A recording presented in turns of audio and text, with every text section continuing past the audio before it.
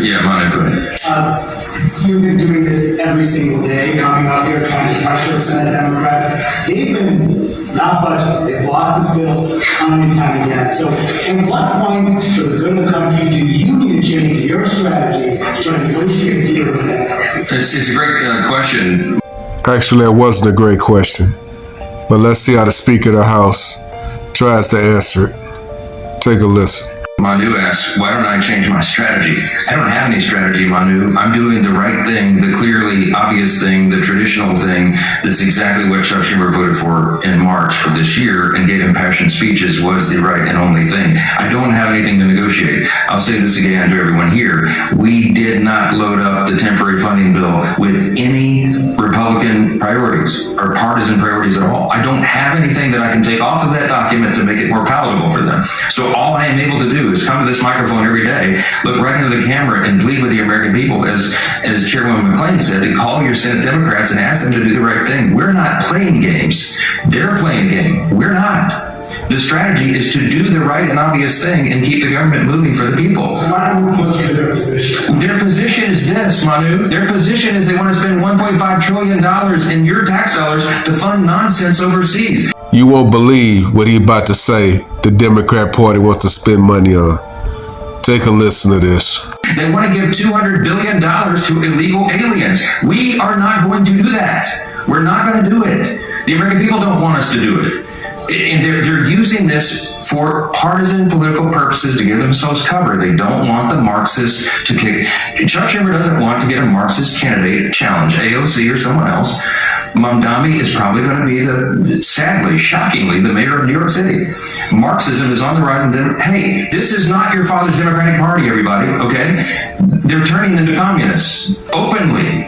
And so Chuck Schumer does not fashion himself as a communist just yet.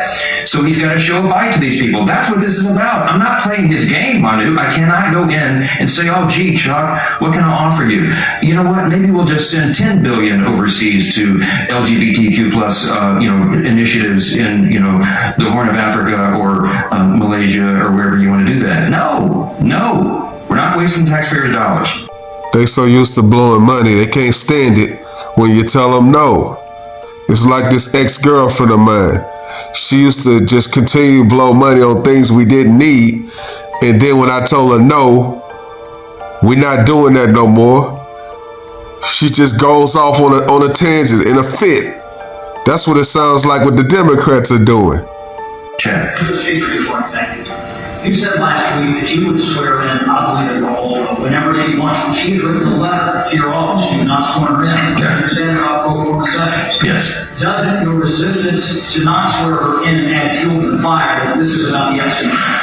No. Let's talk about Grijalva and Epstein. Okay. Once more for everybody. Everybody in Congress, I think, is for maximum transparency of the Epstein files. That is underway right now. Let me point out before I go forward further, all of the files were in the possession of the Biden-Harris Department of Justice for 4 years. Every single thing that we're talking about right now was in their sole possession. They could have released it. They could have done anything. Ro Khanna, all the Democrats who are jumping up and down making noise about this, didn't say a peep about it for 4 years. I don't know why. But this is another partisan manufactured thing. Is it a serious problem? Yes. I've sat with the victims, some of the ladies who bravely have come forward and talked about the horrors that they sustained because of traffickers on Epstein Island and all the things he was involved in. Everybody involved in that should have the full weight of justice descend upon their head. And we're all for that. We want every single person who had anything to do with that to be exposed. But there's as many as 1,000 victims estimated. That's what the victims said. There may be 1,000 women who were made to suffer these unspeakable harms because of this. Many of them were underage at the time.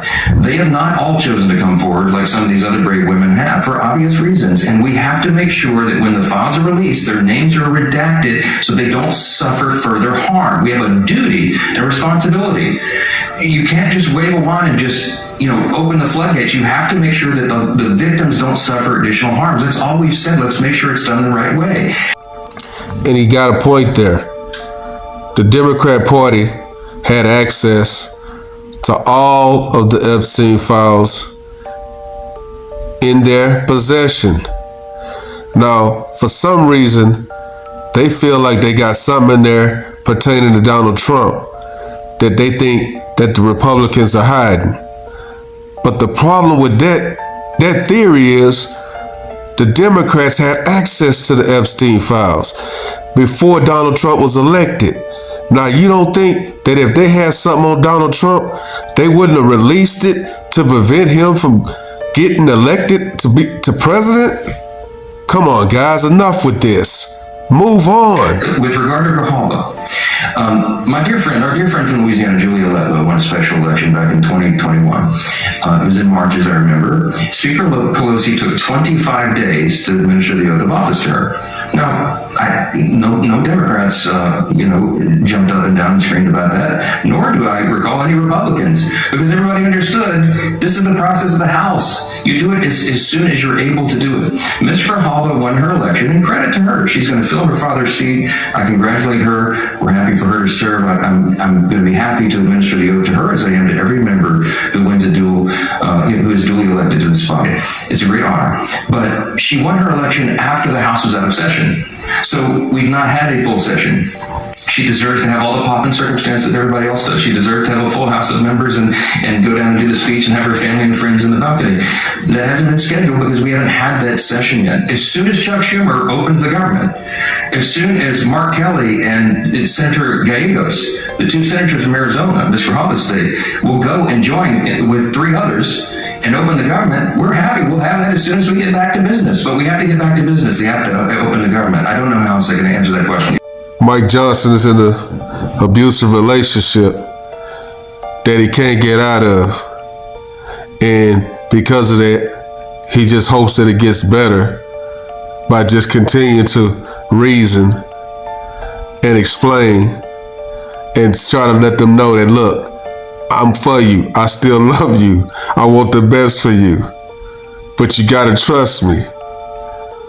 But you can't reason in a bad relationship. Sometimes you just got to just say, you know what? I'm throwing my hands up and I'm moving on.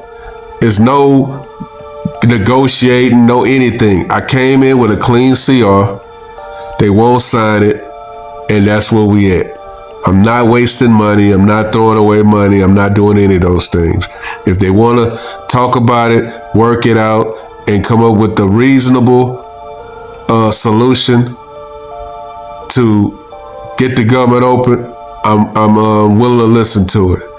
But other than that, we're just going to remain at a standstill at a point where we just go to separate rooms. You know, you just go to separate rooms. In a bad relationship, you go to separate rooms. And I think that's where he's at right now. I'm not coming in here and I'm not talking to you. I'm going to do what I do. You do what you do. And then I'm going to live my life. You live yours.